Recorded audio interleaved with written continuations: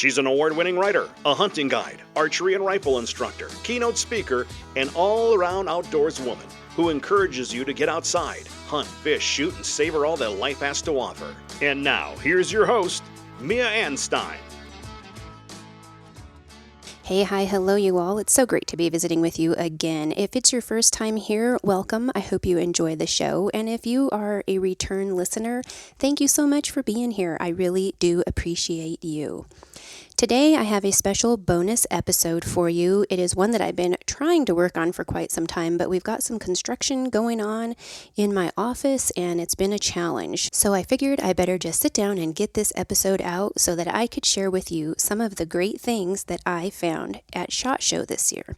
I'm also going to be sharing an interview that I had while at the show, and hopefully you'll enjoy that as well. If you're looking for information and expanding your knowledge and skills in the area of self-defense, then you're going to appreciate this one. Listen up. Hope you enjoy the show. This winter, stay warm from head to toe with WSI Sports' heater gear layers. Use Leah's affiliate code, LLCO10, at WSISports.com and get 10% off your order. All products are proudly made in the USA. WSI Sports is bringing back pride in American-made clothing. That code, once again, LLCO10 for 10% off at WSISports.com. So for those of you who don't know, SHOT Show is the Shooting, Hunting, Outdoor Trade Show, and it's an industry show that is presented by the National Shooting Sports Foundation. It's an annual event. It's been going on for years, and there are tens of thousands, I want to say over 60,000 this year, attendees at the SHOT Show, and thousands of vendors. There are gun companies, accessories, camo, backpacking, survival. The list is quite vast. So I just want to break down and give you just a few of the good things that I saw while I was there. There are many other writers and magazines and people who have also shared some of their favorites, but I always like to share mine because they are a little different and they're not sponsored, but they're a little different than what some people tend to see. So the number one, I'm just going to start out with number one because why should I count down from best to worst or worst to best or whatever? But these really are in no particular order other than number one. And that is an insert that goes into a gun case. It is called Core Cases is the company. And they have this insert that fits into your SKB or your Pelican or whatever case you have. Or they also sell gun cases. They have some carbon fiber cases that you may be interested in. However, I have a stack of gun cases out in my shed. And so the idea of being able to replace the broken down foam that is in a few of those with something that is outstanding really intrigued me. So I arrived at the Core Cases booth and I immediately was drawn to this because it really didn't look like anything special. So I was like, okay, give me your spiel, show me what this is. And immediately I was just sucked in because this gentleman that owns the company, he's the creator, the founder, he patented this pad that goes into the gun case. And he's a retired EMT, and he's taken the technology that they use for the instant casts when they're out on a site. What it is you inject air into this pad and it becomes flimsy and floppy like a beanbag. You put it in the bottom of the gun case, you set your gun or your scope or your bow, whatever you're going to put in there, multiple items you can put in there, set them on top of the pad, and then you suck the air out of the pad and it becomes rigid and hard and it grips onto your firearm or whatever you've got in there so that they aren't sliding and bouncing around. I just found this super cool because I know if you have dealt with pluck foam, what a pain in the neck. And if you have older cases that have been used for multiple guns, they break down in different places and then they never hold on to your equipment quite as snug as they did when they were brand new. So this thing, it has a great price point. As always, there are links in the show notes and you can go check it out. They will be at the SCI convention in Nashville Nashville at the end of February, so you may want to check them out if you're going to be headed there. And if you are headed there, hey, give me a shout out on social media. I am Mia Anstine on most social media outlets. You can also message Mac Outdoors on Instagram or Facebook, and let me know if you're at SCI. Maybe we can meet up and snap a photo or at least visit and get to know each other. So check out Core Cases. Another item that I found that I was pretty blown away by is Sacco rifles. I actually used to write for Beretta when they had a media staff, and I went to Finland to tour the Sacco plant, and wonderful people and amazing firearms. When I went there, you'll have to listen back. I'll link to it in the show notes, but I have an episode about the Tika T3X, which is made in the Sacco plant. They are amazing firearms. There's also some episodes on my YouTube you can check out, but I digress. Let me tell you about the rifle that they released this year. It's called the Sacco 100, and this rifle is a game changer because it's not just to fit men, not just to fit women. This rifle, it has interchangeable barrels, and all of this you can do on your own. You don't need a gunsmith. So it has interchangeable barrels. The optic mount is actually on the barrel, so you can have that optic on the barrel, swap it out to your new barrel that has an optic, and you don't have to sight in every time because the optic stays mounted to the barrel. So once you've swapped that out, if I'm going from me to my husband or vice versa, I can also, on my own, I can adjust the length of pull on the rifle. I can adjust the trigger weight. I can adjust the butt pads on the stock, and also it has an adjustable push button cheek riser.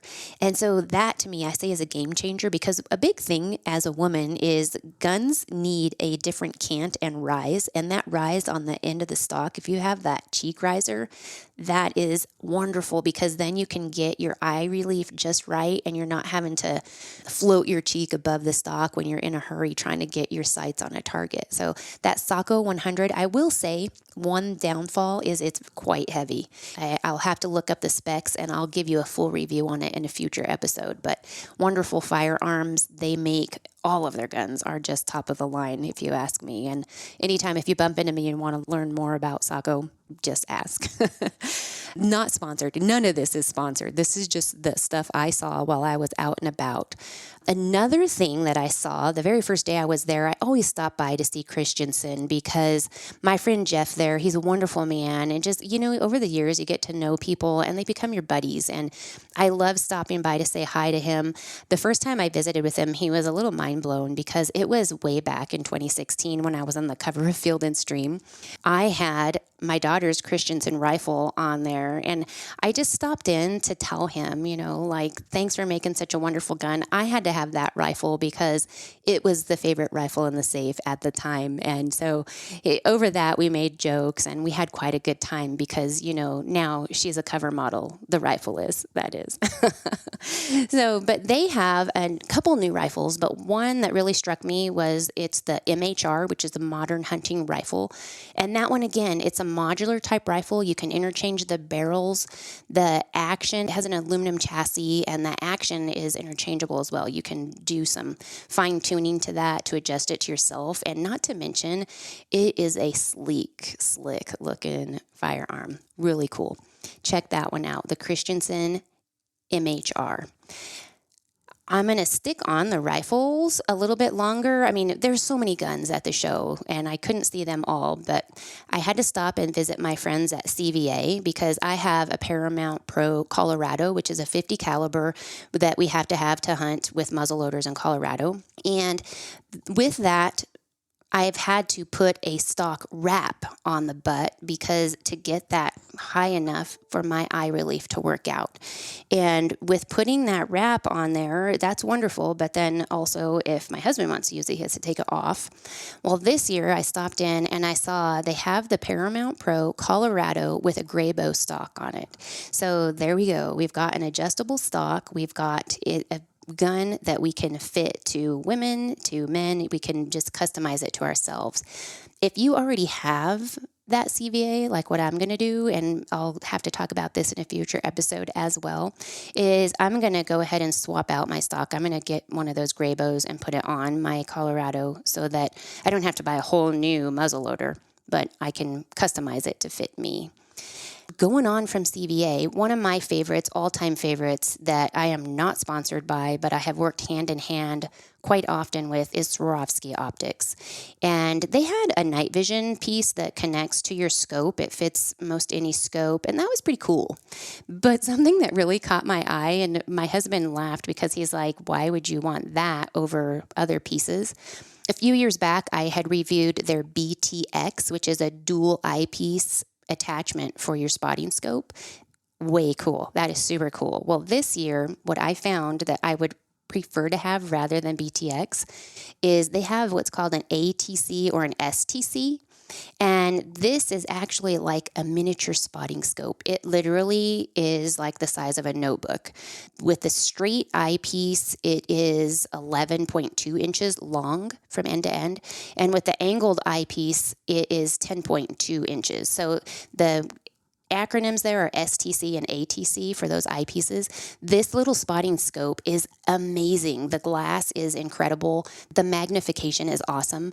It's a 17 to 40 by 56, and this is something that I would actually probably throw in my backpack because, the regular spotting scopes, they just get a little big and cumbersome, and while I would love to have that BTX, this I would carry, where that BTX, I probably wouldn't want that extra weight when I'm in the field. So trade-offs there. Let me know. Message me, comment. You can email me. My email is contact@miaanstine.com. But let me know what you think about some of these things and what you would prefer. Another thing I found that wasn't necessarily new, they did have some new sizes, but over at Zeiss, I went over there to get some cleaning cloths. I carry those for my glasses all the time. There's Zeiss little wipes that they come in single packs, and that way they don't dry out, they don't get dirty and stuff like that. Sometimes those lens cloths just aren't enough and you need to actually scrub your lenses. But I had stopped in to visit over there, and Zeiss has an SFL and an SF binoculars. And so these binoculars, they have a 10 by 40 and they have a 10 by 42.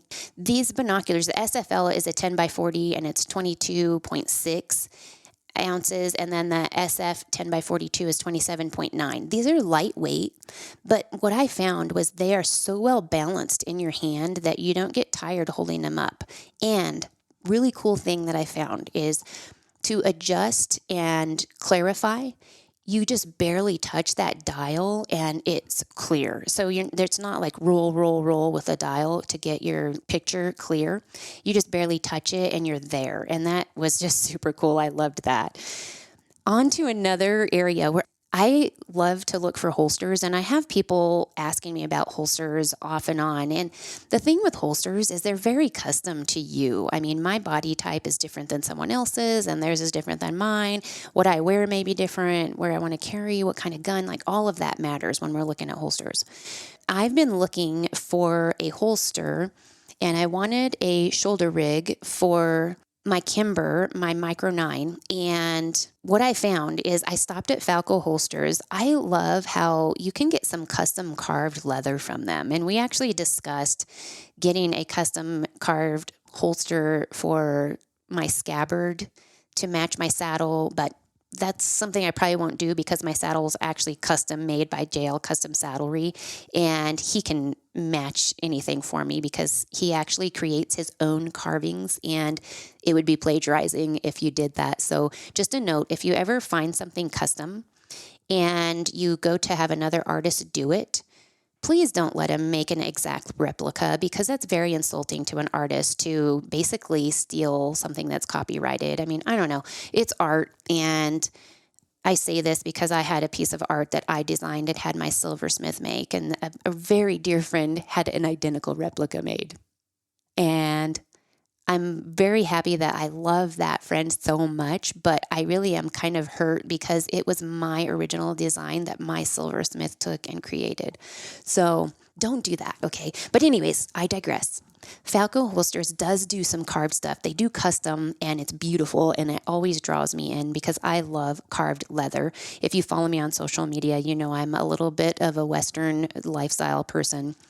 But while I was there, I found a shoulder rig that just fit like a glove, which is something that you don't find everywhere because I'm 5'2". I'm a petite person, and most of them won't size down far enough. You have to punch extra holes, where this one, it already was good to go. I maybe would trim off some of the straps when I bought one because there is a lot of excess there, or you can wrap it and tie it. But Falco has the custom carved, they have polymer holsters. They also had some concealed carry bags that would be wonderful. I thought especially when I'm traveling, because they have some shoulder bags that you can just have quick, easy access and rip open to get to your firearm. Very cool. Check them out, Falco Holsters. I also received a pair of leggings by Rounded by Concealment. So I'll be sharing the information about those, my thoughts about those later. Stay tuned for that. Another thing that made my day or made the week that I saw was women's camo. And there's not as much hunting and camo gear, clothing at SHOT Show as there used to be. And I've reviewed various pieces over the years. I'm going to be reviewing some of this, but it's women's camouflage by Sport Chief, and they are made in Canada. That stuff, I looked through all of theirs, undressed their mannequins, felt up the mannequins. Somebody shared a video of that, and hopefully it's not on the internet anymore. But anyway, they made great stuff. I couldn't find very many flaws with it, if any at all. So check out that, Women's Camo by Sport Chief. And I also just wanted to say, if there was something you saw, if you happen to be at SHOT Show, give me a shout out, let me know, and I hope you enjoy this episode. Stay tuned, because right now, I'm going to be sharing an interview that I had with KJ from GunTalk Radio, and it's going to be about you and some training that you may want to get. For the love of the outdoors, open spaces, and mountains, shop www.mia.limited/one. The Mac Outdoors Mountains Are Calling series of apparel is perfect for you or your loved ones. Support the channel and shop now. www.mia.limited/one. So we worked really closely with the parish president and the parish council and found a place. And it happens to be an old slaughterhouse. Oh. Did you know that? No, I didn't know that. Oh my gosh. And it, like, we're talking old, so it hadn't been a slaughterhouse in probably 15 years. And the guy who bought it last was going to turn it into an RV park. Well, he realized really quickly that it's going to take a monumental effort to like switch everything over, and he had all the power out there, so he had a lot of power. And I think it's a 17,000 square foot facility. Oh, wow. On 10 acres. So it's not a lot. You know, we're not reaching out to 1,000 yards or anything like that. But Ryan saw a vision. And he was like, I really think this could work. And I was like, I'm on board with anything you decide to do, but this kind of property does not come along that often. And it really wasn't that expensive, which is crazy. And so, you get there, and then all of a sudden the renovations start. And he's realizing, this is a giant undertaking. Yeah. And it took about 6-7 months. Oh, I was going to ask you. Oh my gosh, that was stressful, because we were like, okay, we're going to move into February, and then it was like, well, we're going to move in May. One thing led to another. Finally, we got moved in, and it was I think last year. We're almost going on a year. I think in about 3 months it'll be a year, so about 9 months. But this allowed us to start thinking outside the box on training and getting people in the doors. And to do that, now we have the facilities. So our studios are housed there, our editing bays are housed there, and we have 3 bays, a giant range. And it's an outdoor, but we also have an attachment to it, like a kind of, we call it phase 3, and that's going to be the shoot house. Okay. And so we'll be able to do more force on force training and people and put people into scenarios. And that's going to be part of the experience too, is that we're going to offer those type of classes, which is going to be crazy because it takes a special person to get outside their comfort zone. And that's, I think, and you know this, any person that is willing to take a step out and learn something new is probably one of the bravest people you're going to meet. Because to put that ego aside and to say, I don't know this, that's the toughest barrier, I think, for people to get over with in learning how to train and learning a new skill set. Yeah. In the training that you want to do, okay, you're just starting. Phase 1 is kind of moving in. Right. And we're past that. So you're Finally. in. Yes. And so you're in phase 2, and you're going to start the first phase of training now? Yeah. We've already ran 4 classes. Okay. And we're partnering with companies. Our first class was a Ruger experience. Okay. And it was basically a Pistol 1 course. And we try to do our courses over a 2-day period. And we usually house them on a Thursday and Friday.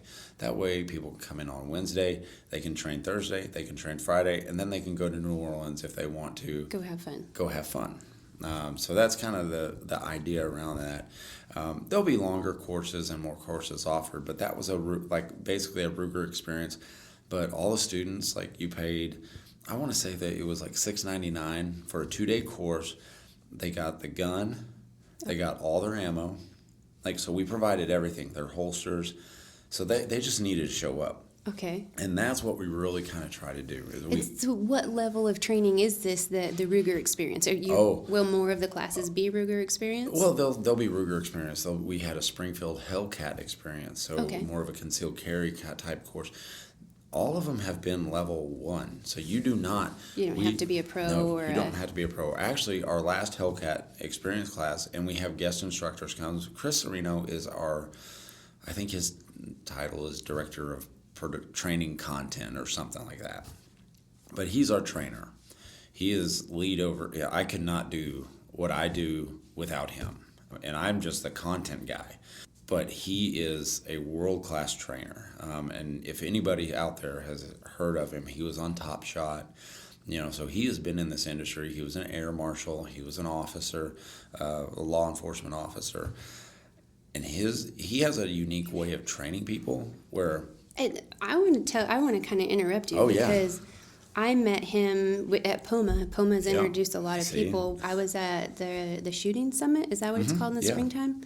I was there one year, and he was at one of the booths, and I've been shooting for a long time. And not that I'm a pro. I don't compete. I don't do, You're pretty good. My handgun stuff is more self-defense type stuff.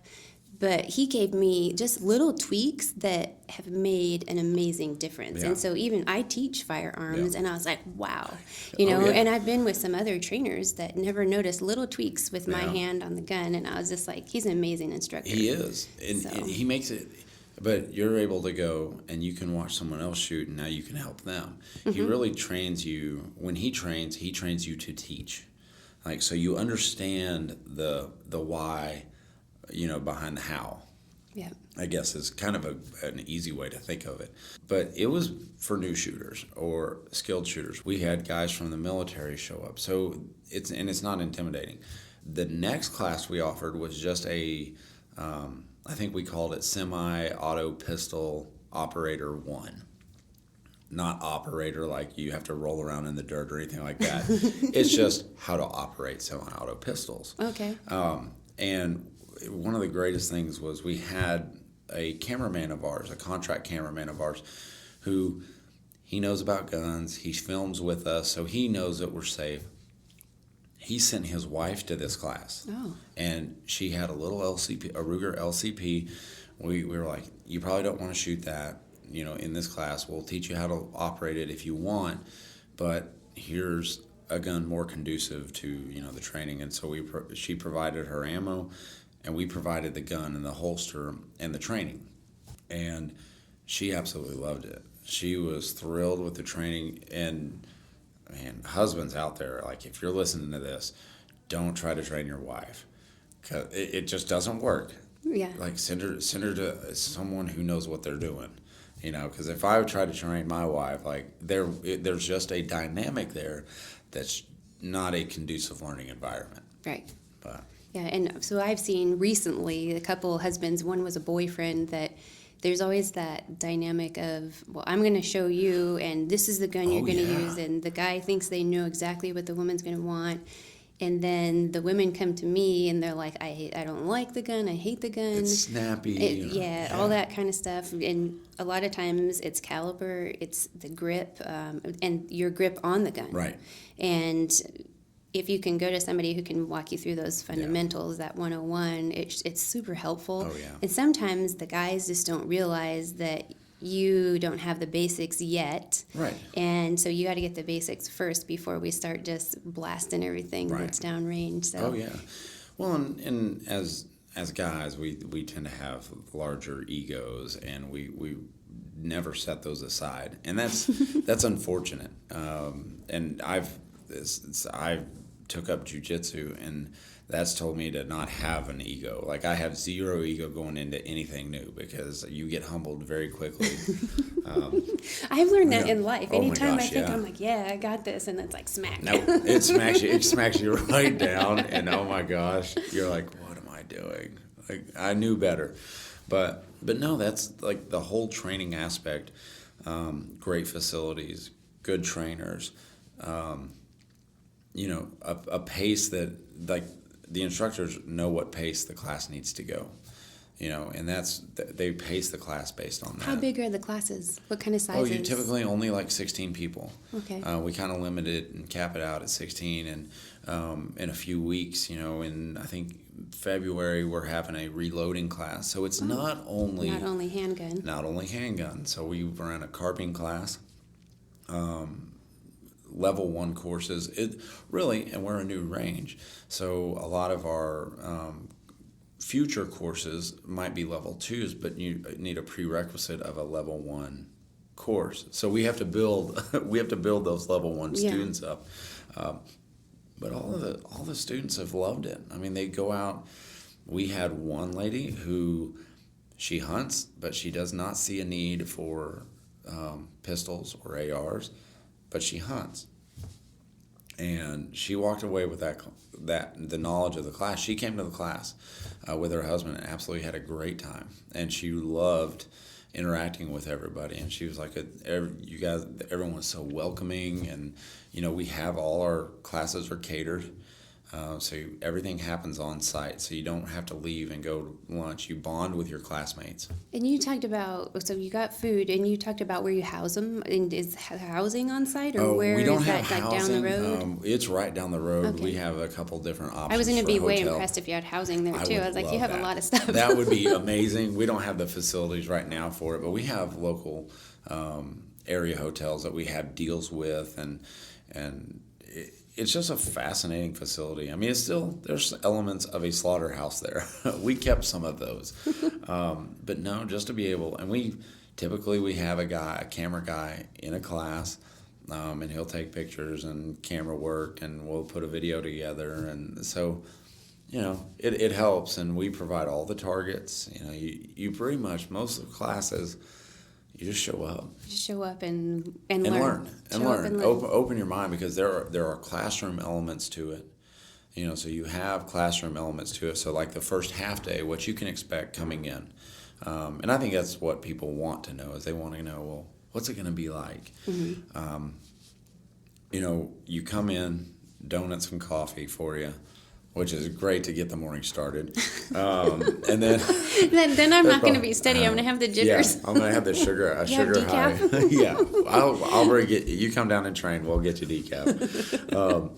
But no, we have classroom time for the first half day, and then you go out on the range, and you're doing draw strokes. You're working from a holster, because I know that's one of the more intimidating things, is to go, well, I've never worked from a holster. Well, that's good, because we have cert guns, which are non-firing, kind of firearms. They're non-firing, so they just shoot out a laser.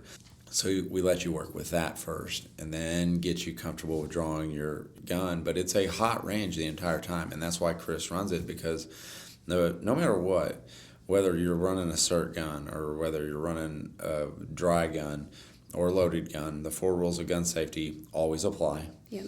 And we're very big on safety. And that's one of the biggest things we preach. And I mean, the line is hot, so we teach you to work with live firearms. Yeah, and I think that's great that the line is still hot. Do you have other people shooting consecutively? Oh, yeah. So one of the seminars that I teach is shooting under stress, and one of the events that I went to with Swarovski, they taught us how to monitor our blood pressure and this kind of stuff. One of the competitions was we had heart rate monitors on to kind of look, okay, check your heart before it starts. And we had competition. Well, No kidding. Being in another country, it kind of causes anxiety anyway, especially one American woman by herself in another country. So then I'm Talk about intimidation. in Jeez. a competition with media. Some people didn't speak English. A lot of them do. That's where we're behind the curve on that in 100%. language. But as soon as you knew the competition is starting, we finished breakfast, your heart rate would go up. Really? The minute the range goes hot, boom, heart rate up. And then it's like, okay, you're on deck, heart rate up. And so if you can practice that way, I mean, just as a student, a lot of students, first-time students, you're kind of anxious anyway. So if you can do that stress while you're there, it helps you manage rather than always just being in the calm environment. Right. You can learn to control yourself. Well, and it's really cool you say that, because that's a good example of how Chris trains. Chris shoots all the drills. So you see him doing the work, he's doing it, and he will call students up and have them shoot and say, hey, look at this, and he educates around maybe a single shooter or something like that, and shows. He doesn't call you out and say, you're doing bad or anything like that. He's got it's an interesting way to teach, and you run a lot of drills. On average, we're averaging about 500 rounds a class, so you get a lot of rounds, and you're shooting a lot. Yeah. So expect to shoot a lot. Yeah. And so cool. And when he teaches like that, you said calling people up, he's actually very calming, in the way it's not like, hey, come up here so I can make an example of you. No, he is definitely not the drill type. It's very easy. Yeah, you would think being military and stuff, it's like, oh God, here comes the drill sergeant. Yeah. Not at all. Not at all. At least not in my experience. He's very good. Now, I will say this. So he teaches me. So I learn from Chris every day. Well, maybe some people need a little more pressure. And that is 100% right. But he'll give me some looks, and I've got some pictures of while we're filming him. He'll just shoot me this look, and I just feel like I just disappointed Dad. My dad used to do that to me. Yeah. I do. I never got a spanking, but I got the look. But I get the look all the time, and I'm not immune to mistakes and stuff like that, but he just has a way to teach me and help me understand why I'm doing something wrong. So he really helps you become a better shooter and a safer shooter. Yeah, and that's the thing that I talk about anxiety, but safety is always under there, which is that's important to me. There's certain places I've gone where I'm like, nope, not doing it. This doesn't look safe, so I'm not going to be there. But safety is awesome. And that's, education first starts in the home, and safety for sure. I teach my boys, I have little magnets all over the house and stickers on my gun safes and everywhere. 4 rules of gun safety. I have those plastered everywhere. So important. Oh, it is. So you're talking about your boys. Tell us about what's phase 3 going to be. Oh, phase 3. And then what's it in the future? Tell us both. So phase 3 really is going to be kind of our fun house. It's going to be a shoot house. So we'll be able to put people through stressful situations, whether it's, hey, you're sitting, it's a garage and you're working in your garage and an attack happens. You'll be able to use simunitions, or we use kind of paintballs. T4E is helps us out a little bit, but they hurt. I've got all kinds of marks on my body from getting shot, because typically I'm the bad guy. But that's what we want to do, and we're going to be offering FPD experiences. So when you come in, you sign up for a course like that, and those are for 0 level folks too. If you don't have, but you want to see what you would do in a stressful situation and how a firearm, is a great equalizer. That would be kind of the class that I would look at. And we're offering ladies classes, which is going to be awesome. Like, I cannot wait for those, because my wife, she asked, well, can I learn from Chris? And I was like, absolutely, you can learn from Chris. Chris he's an amazing instructor, and I really do believe that she's going to take that class. I think it's offered in July. Okay. But it'll be a great experience. So for you all listening, FPD is first-person defender type scenarios. Oh, yeah, I should say that. And you're fine. Well. But when we're looking at those can sometimes be pretty intimidating too. But I would rather do a class and kind of work through that instead of go into a real-life scenario cold. Oh, yeah. And something that you learn is what the scenario may have been in your head is not what really happens. So I really encourage those. I've gone to several different ones because I want to see what my mind's going to do. Yeah. And really here at the show, I've got some self-defense knives and tactical pens and all these different things. And you just never know. It's like, okay, well, when I'm really stressed, am I going to be able to get this out and use it? Right. Same thing with the gun. Like, what's going to happen when I'm drawing under stress, which is why we start with that basic draw, so we know where our muzzle is pointing, because safety is, if we shoot ourselves, we're no good to anyone. Oh, it's awful. It's very different. Very different. Being in a stressful situation like that, and as a good guy, you're accountable or a good guy, good girl, you're accountable for every round sent down range. And as a bad guy, you don't care where they go. Like, they just fly. But if we can get into the mindset of, like, shots on target, hits on target, that's going to make you a better person, like, on the range. But in real life, the range translates just as much into the real world. Yeah. Okay, so what's coming after the FPD? Oh, man. I don't know. Well, None of this is in stone, but what are some of the goals? Some of the goals are education, and get people in to learn. We've already have companies coming out of the woodwork now that they hear what we have to offer their own classes. So, bringing in instructors to help teach, whether it's gun sight instructors or other instructors to help. We brought Rob Latham in, world champion shooter. Just a phenomenal guy and just a hoot to be around. So you get to meet a lot of these high-end, in the firearms industry, kind of celebrities. And we love doing that. And those classes sell out quick. Yeah. They really do. Yeah. But I think I want to, one of my goals is to become hunter safety instructor certified, so I can start teaching that next generation of hunters just safety aspects. That's one thing I feel like we're kind of getting lost on, is the safety aspect and educating kids in masses. Yeah. And this facility 100% will do it for us. We have the space, so why not do it? Well, as a hunter, I'm excited about that part. And I hope that does come to fruition down the road, and I'm sure it will, actually. Oh, yeah. I know in some aspect that's going to happen. When we're looking for classes, you said they sell out really fast. Where are we going to go follow? Because obviously I'm sitting here tinging I need to go to a class since I'm talking to you. We would love to have you down. Yeah. We'll get Hank down here, too. We'll get him down here, too.